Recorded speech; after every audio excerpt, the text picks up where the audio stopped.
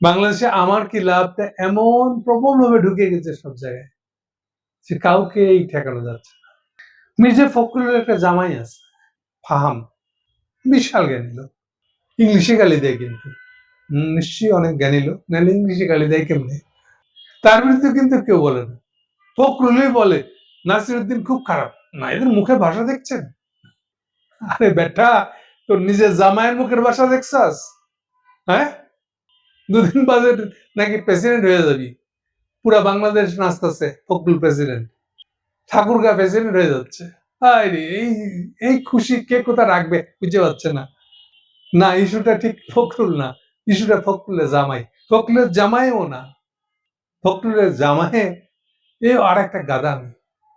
বলতেছে সরকারের নাকি কোনো পণ্যের দাম ঠিক করে দেওয়া ঠিক না, উচিত না, পারে না। কি নিয়ে বলতেছে? বলতেছে বাংলাদেশ তারেক গভর্নমেন্ট, ইউনূস সরকার এসেও যে কাজটা করেছিল, এসেনশিয়াল ড্রাগস এর কিছু তালিকা দিয়ে সেগুলোর দাম নির্ধারণ করে দিয়েছিল। ফাহাম এখন চলে গেছে ওষুধ কোম্পানির পক্ষে, নাকি তার শ্বশুরে কইছে একটু ক্যাম্পেইন করতে, ভাই বাপ আমার একটু ক্যাম্পেইন কর, তাহলে তারেকের কাছে আমার একটু মান বাড়ে, হয়তো প্রেসিডেন্ট বানিয়ে দিবে। এই জন্য জানি না আমি কি জন্য, হোয়াটএভার। এটা হচ্ছে ফাহামের বক্তব্য। ফাহামকে একটা জিনিস চ্যালেঞ্জ করবো আমি। আপনি জানেন বাংলাদেশের ড্রাগ পলিসি সম্পর্কে? ড্রাগ এই বিজনেস সম্পর্কে কোনো ধারণা আছে আপনার? চ্যালেঞ্জ করছি আপনাকে আমি। কবে থেকে হয়েছে বাংলাদেশ? আপনি জানেন যে বাংলাদেশ 65টারও বেশি ওষুধ ইউরোপে, ওয়েস্টে এক্সপোর্ট করে।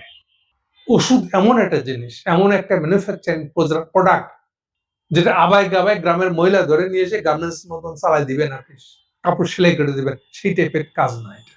এটা হাইটেক জিনিস। এই হাইটেক ম্যানুফ্যাকচারিং আমরা করতে পারলাম কেন? কেন উল্টা ইউরোপের ওষুধ রপ্তানি করতে পারি আমরা, এবং ইন্ডিয়ার চেয়ে বেটার? ইন্ডিয়ার এই যোগ্যতাটা নাই। এগুলো কাহিনী জানেন আপনি? কবে থেকে এটা? আপনার জন্ম হয়েছিল তখন? আমি শিওর না। 82 সালে এরশাদের আমলে এরশাদ ক্ষমতা নিয়েছিল 25শে মার্চ, সম্ভবত 25শে মার্চ। আর এই ড্রাগ পলিসি জারি করা হয়েছিল 12ই জুন। এইটাই জাফরুল্লাহর সর্বোৎকৃষ্ট একটা কৃতিত্ব। এর হিস্ট্রি আপনি জানেন না, আমি জানি। ওই সময় জন্ম হলো, আপনি কখনো এই সম্পর্কে কোনো আর্টিকেল কিচ্ছু পড়ে দেখেননি। আপনি কি পড়ে দেখবেন? বাংলাদেশে কোনো রাজনীতিবিদ করে নাই। এই যে সকল প্রগতিশীল এই গাধাগুলা আজ পর্যন্ত জাফরুল্লাহ কাছে গেছে, চান্দা নিয়ে আসছে, কিন্তু জাফরুল্লাহ ওষুধ নীতির পক্ষে একটা শব্দ, ফেভারে একটা শব্দ উচ্চারণ করে নাই। ডাক্তার অ্যাসোসিয়েশন কিংবা আওয়ামী লীগের মুক্তিযুদ্ধ ডাক্তার যেগুলা, আজ পর্যন্ত কেউ ড্রাগ পলিসির পক্ষে একটা কথা বলে নাই। এই ড্রাগ পলিসি দিয়ে বাংলাদেশের 30টার উপরে মাল্টিনেশনাল কোম্পানি, আপনি কি জানেন যে ওষুধ মাত্র মাল্টিনেশনাল কোম্পানির দখলে এটা? আপনি আরো ব্যাকগ্রাউন্ড জানেন আমরা ওষুধে পারলাম কেন? জাফরুল্লাহ চাইল আর হয়ে গেল? আপনি হিউম্যান রিসোর্সটা কোথায় পাবেন? পাইলেন কেন? তাইলে আপনাকে থ্যাঙ্কস দেওয়া শুরু করতে হবে আইয়ুব খানকে। কার্জন হল কবে তৈরি? ওখানে ফার্মেসি ডিপার্টমেন্ট, মাইক্রোবায়োলজি ডিপার্টমেন্ট কবে তৈরি হয়েছে? খবর নিছেন? এগুলোর সাথে আপনার যে ওষুধের দাম তৈরি করতে পারবেন না, এটা বলার তো সম্পর্কই দেখতে পারেন না আপনি। আছে কিনা আপনি জানেন না তো। 62 সালে এগুলো মোটামুটি দাঁড়াই গেছে এই ডিপার্টমেন্ট গুলা, এবং এটাই শুরু। কারণ ওষুধ তৈরি করতে গেলে পরে এই পেশার লোকগুলোকে লাগবে, আর ট্রেন্ড লোক হইতে হবে, শুধু লোক হইলে হবে না। এটা আইয়ুব খান এই ইউনিভার্সিটির ভিতরে এই ডিপার্টমেন্ট গুলা খুঁজছিল না। শুধু আইয়ুব খানের একা কৃতিত্ব না, মাল্টিন্যাশনাল কোম্পানি গুলো তারাই কর্তৃত্ব করবে, এখানে আসবে, আমাদের মতো দেশগুলোতে তারা ছড়ায় পড়বে। এটা তো 45 এর পরে তাদেরকে তাদের তাদের তাদের পলিসি। এইভাবে মাল্টিন্যাশনাল কোম্পানি গুলো সারা দুনিয়ায় ছড়াইছে। আর তাদের অধীনে এবার লোকাল স্টাফ নিবে, কারণ লোকাল স্টাফ নিলে তাদের বেতন হচ্ছে 20 গুণ কম বেতনে পাইবে। এই বলে এখানে তখন এই মাইক্রোবায়োলজি আর ফার্মেসি ডিপার্টমেন্ট খোলা হয়েছিল, এবং সেগুলোকেই তারা থাকতে থাকতে সাথে থাকতে থাকতে যেটা শিখে ফেলছে, ওটা এনাফ ছিল জাফরুল্লাহ পক্ষে চ্যালেঞ্জ দেওয়া। এই 30টা মাল্টিন্যাশনাল কোম্পানিকে সে দেশ ছাড়া করছিল। এখনকার মতন তখনও বহু দালাল ছিল। আহা, মাল্টিন্যাশনাল কোম্পানি চলে গেলে এই ওষুধ আমরা বানাবো কি করি, আমাদের সে টেকনিক্যাল হাত কই, এরকম বলার লোক ছিল। 30টা মাল্টিন্যাশনাল কোম্পানিকে আমরা খেতে দিছি 1 বছরের মধ্যে। একটা গল্প বলি তাহলে বাকিটা বুঝবেন, যদি বুঝতে চান আর কি। এই যে প্রথম আলোর মালিকের যে একটা SKF বললে একটা ফার্মাসিউটিক্যালস, এটা করতে আসলো স্মিথ ক্লিন অ্যান্ড ফেঞ্চ, সম্ভবত সুইজারল্যান্ডে এরকম কিছু একটা হবে, এই নামে কোম্পানিটা ছিল, কিন্তু ওখানে ছিল SK+F। কিংবা বাংলাদেশের যেটা ওটা ওটা প্লাস জুড়ে দেয়, মানে ওইটার সঙ্গে ফারাক করার জন্য। কেন ওরা এই নামটা পাইলো কি করে? এরা কি ওষুধ কোম্পানি করতে গেছিল? না, ওই ড্রাগ পলিসিতে বলা ছিল বাংলাদেশে ওষুধ কোম্পানি চালাইতে গেলে বিদেশ থেকে আরেক জায়গা থেকে ওষুধ বানিয়ে নিয়ে সেখানে বেশ বাইরে হবে না, তোমাকে এখানে ফ্যাক্টরি দিতে হবে। এই ফ্যাক্টরি দিতে হবে বললে তারা মনে করছিল একটা দুনপুন বুঝাই দিলে 2-4 বছর গেলে এসব ঠিক হয়ে যাবে, ঘুষ দিয়ে ঠিক হয়ে যাবে। এসব ঠিক হয় নাই। এই জন্য তারা মিরপুর 1 নম্বরে একেবারে বাস স্ট্যান্ডে একটা জমি কিনছিল, ফ্যাক্টরি করবো বলে নাম 5 ইঞ্চি ইটের একটা গাঁথ নেই, বুঝলেন, ফাঁকি দেওয়ার জন্য। তো যখন 2-4 বছরের ভিতরে বুঝতে পারলো যে না এসব হিলছে না, এত স্ট্রং, দেন তারা এটা বেশি দিয়ে চলে যায়। যারা কিনছিল তারা তখন SKF টাকে তাদের মতন করে, ওই স্কেপ এর নকল, ঠিক ওই স্কেপ না, ঠিক যখন ভাবে ACI নামে ডাক ইয়ে দেখেন আপনি, ওষুধ কোম্পানি দেখেন, এই যে সফটওয়্যার মালিক যারা ACI করতে আসলো, এটা ব্রিটিশ একটা কোম্পানি, এটা হলো CCI বোধহয়, এরকম কিছু একটা আছে, একটা অক্ষর বদলে দিয়ে SI বানিয়ে দেওয়া, আর কোম্পানিটা ওরা বেঁচে দিয়ে চলে গেছে। সো প্রত্যেকটা মাল্টিনেশনাল কোম্পানি তো ওষুধ কোম্পানি বেঁচে দিয়ে চলে গেছে, উপায় ছিল না। আরেকটা ইনফরমেশন দিয়ে খুবই ইন্টারেস্টিং, মজা লাগবে। 82 সালে ওষুধ মালিক সমিতি বলে একটা সমিতি ছিল, ড্রাগ ম্যানুফ্যাকচারার্স অ্যাসোসিয়েশন। এই অ্যাসোসিয়েশনটা সর্বমতই ছিল মাল্টিনেশনাল কোম্পানিগুলোর দখলে, যেহেতু তার সবচেয়ে বড় কোম্পানি, 30টা বড় কোম্পানি। এই কোম্পানির দালাল ছিল এই ওষুধ সমিতিতে, মাল্টিনেশনাল কোম্পানির দালাল ছিল এই দরবেশ বাবাজি, গাধার বাচ্চা। ফিজিক্যালি মারামারি হয়েছে সমিতির বার্ষিক সম্মেলন দেয়া আছে নীলক্ষেতে, এইখানে ফিজিক্যালি মারামারি হয়েছে, যারা ড্রাগ পলিসির পক্ষে আছে যারা বিরুদ্ধে। মাল্টিনেশনাল কোম্পানি গুলো এই দরবেশকে লাগাই দিয়েছে, তোরা মারামারি কর। পরে কি হয়েছে? এখন বাংলাদেশের সবচেয়ে বড় কোম্পানিটা কার? কখনো খবর নিয়েছেন ফার্ম সাহেব? কখনো জানেন বাংলাদেশের drug policy, drug history, drug manufacturing এর হিস্ট্রি? আপনি কোন লোম আইছেন এগুলো নিয়ে কথা বলতে? আপনি বলতেছেন সরকার কোনো মূল্য নির্ধারণ করতে পারে না, এটা একটা গাধার বক্তব্য। দুনিয়ার কোন দেশে নাই এখন মিনিমাম ওয়েজ ডিক্লেয়ার করার?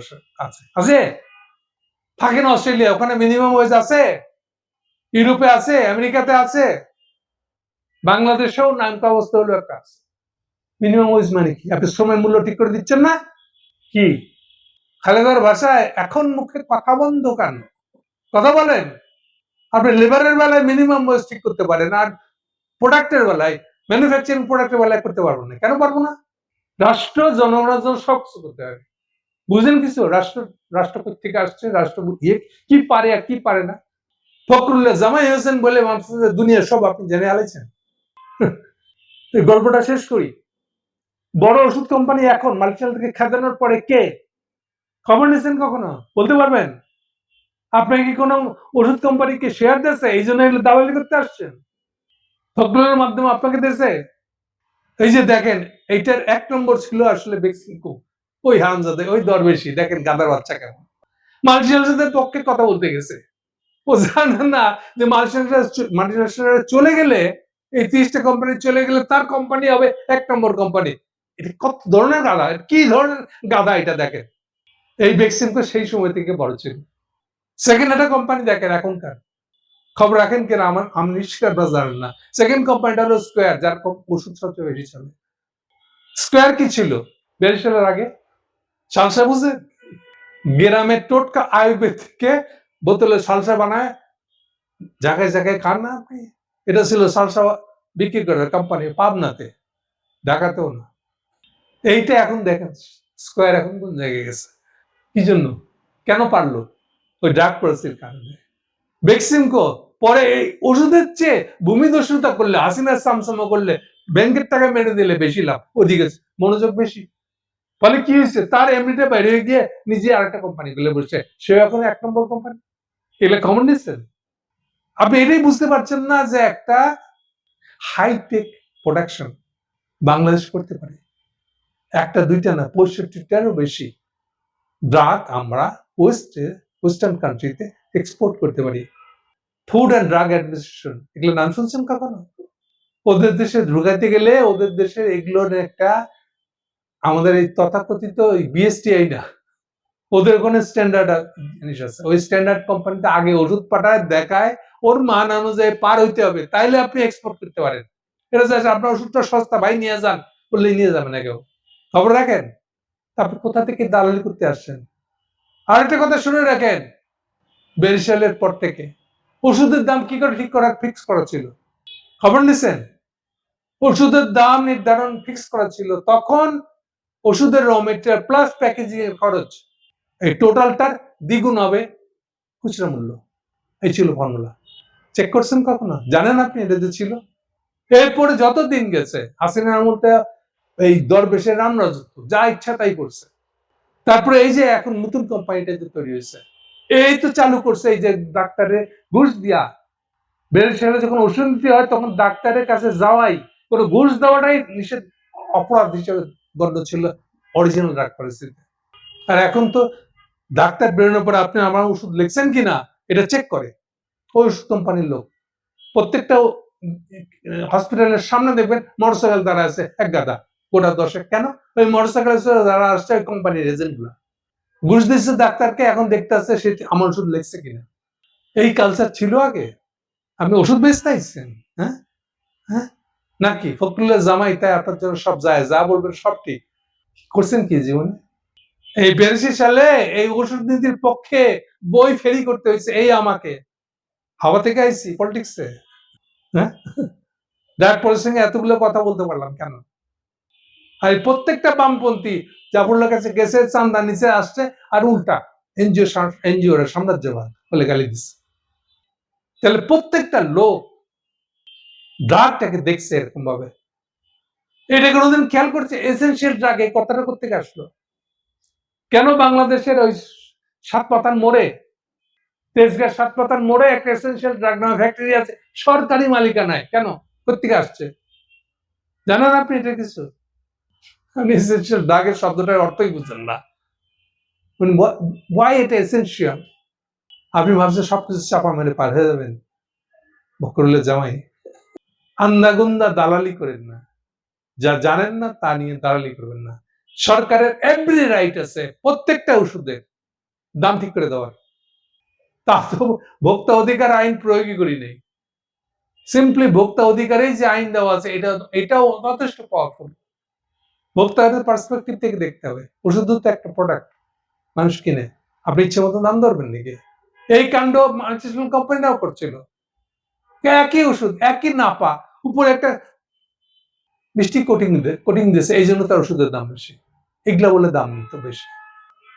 আমার ওষুধের র মেটেরিয়ালটা আমারই গ্লাক্সোর লন্ডনের কোম্পানি থেকে আনছি, ওটার দাম তো বেশি, এই জন্য আমার ওষুধের দাম বেশি। এই বলে তারা ওষুধের দাম বাড়ায় নিত। এই যে নিজের প্যারেন্ট কোম্পানির কাছ থেকেই আমি র মেটেরিয়াল কিনে, নো, এগুলো ভেঙে দেওয়া হয়েছে। আপনি ওপেন মার্কেট থেকে কিনবেন। এখন তো উল্টা আরেক সমস্যা হয়েছে, সস্তা কিছু কোম্পানি আছে চাইনাতে যারা ওষুধের র মেটেরিয়াল দুনপুন করে, কারণ ওখান থেকে ওষুধ নিয়ে এসে, ওখান থেকে র মেটেরিয়াল নিয়ে এসে ওষুধ বানায়, নিজেরা বেকবি করে। চাইনিজদের ভিতরে দুটোই আছে, র মেটেরিয়াল রিয়েল সোর্সও আছে, পিছার সোর্সও আছে। কিন্তু আগেকার মতন ওই যে আমারই কোম্পানি থেকে র মেটেরিয়াল কিনে না, এই ওসিলায় আমি ডলার ট্রান্সফার করে দিব লন্ডনে, ওইগুলা চলবে না। আপনি এগুলো কিছু খবর নিচ্ছেন? আইসেন এখানে মাতবাড়ি করতে, গালি দিতে পারেন এই জন্য? ফখরুলের জামাই এই জন্য? এবং তারেক এটা ভীষণ অন্যায় করেছে। আপনার কে বলেছে এই কথা, এই কাজ করতে? আপনি কি ব্যবসায়ীদের প্রতিনিধি? ভোটের বেলায় আসবেন পাবলিকের কাছে, আর ক্ষমতা যাওয়ার পরে হয়ে যাবেন ব্যবসায়ীদের প্রতিনিধি। ওরা চান্দা দেয় সেই জন্য। পাবলিক যে হেলথে খরচ করে তার কয় পার্সেন্ট ডাক্তারের জন্য যায়, আর কত পার্সেন্ট ওষুধের নাম করে, টেস্টের নাম করে নিয়ে যাওয়া, এগুলো আপনি দেখবেন না? এগুলো দেখা, এই স্বার্থ দেখাটা আপনার কাজ না? ওষুধ কোম্পানির স্বার্থ দেখা আপনার কাজ? আপনি চরমতম অন্যায় কাজ করছেন। এই ওষুধের ইউনূস সাহেব তো একটা নিয়ে বানাইছিল, কিছু ওষুধের এসেনশিয়াল কিছু ওষুধের দাম ফিক্স করে দিয়েছিল, আপনি সেটা বদলাই দিচ্ছেন। আপনার তো উচিত 42 সালের আইনটা পড়ে দেখা কি ছিল তখন।